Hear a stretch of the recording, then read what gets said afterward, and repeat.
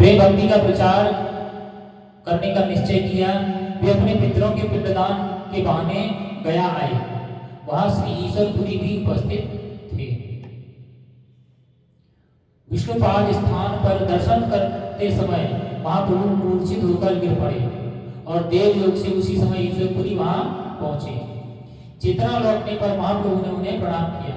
दोनों ने एक दूसरे को आलिंगन किया और प्रेमाश्रुओं से भीग गए।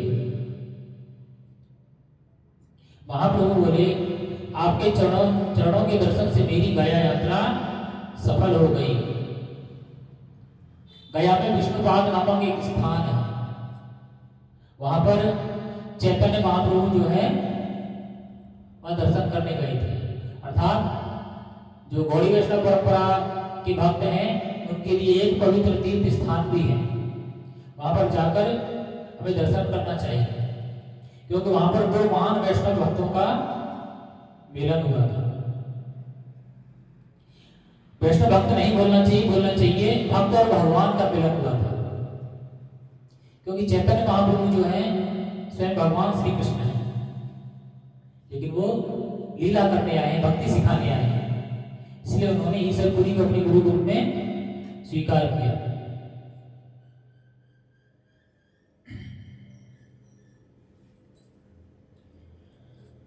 आगे कहते हैं, पिंडदान से पूर्वजों को मुक्ति मिलती है, पर आपके दर्शन से करोड़ों पूर्वज मुक्त हो जाते हैं। ये शब्द किसने कहा? ईश्वरपुरी ने कहा। अर्थात वो जानते थे कि चैतन्य महाप्रभु साक्षात कृष्ण है। उन्होंने ऐसा इसलिए कहा। आगे कहते हैं कि मैं जान गया कि आप स्वयं भगवान हैं। नवद्वीप में पहली बार दर्शन से ही मुझे ऐसा अनुभव हुआ था। महाप्रभु ने विनम्रता पूर्वक कहा, ये मेरा सौभाग्य है। और एक दिन महाप्रभु ने उनसे दीक्षा की प्रार्थना की और ईश्वरपुरी ने आनंद पूर्वक उन्हें दिव्य मंत्र से दीक्षित किया।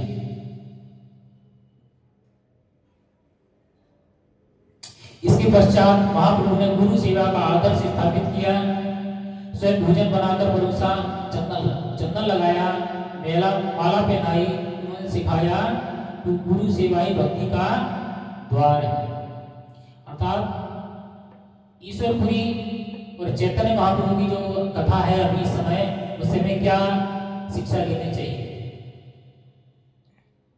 कि गुरु ने मंत्र दे दिया,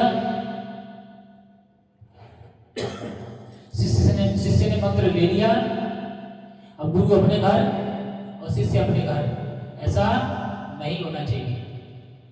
अगर आपने गुरु को धारण किया है तो गुरु की यथाशक्ति सेवा भी करनी चाहिए, तन से, मन से और धन से। यह चैतन्य महाप्रभु क्या करते हैं?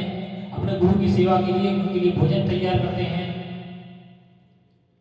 उनके लिए चंदन तैयार करते हैं, चंदन का लेप लगाते हैं और उन्हें पुष्प अर्पित करते हैं, पुष्प माला भी पहनाते हैं। जैसे कोई भक्त अपने भगवान की पूजा करता है, ठीक वैसे ही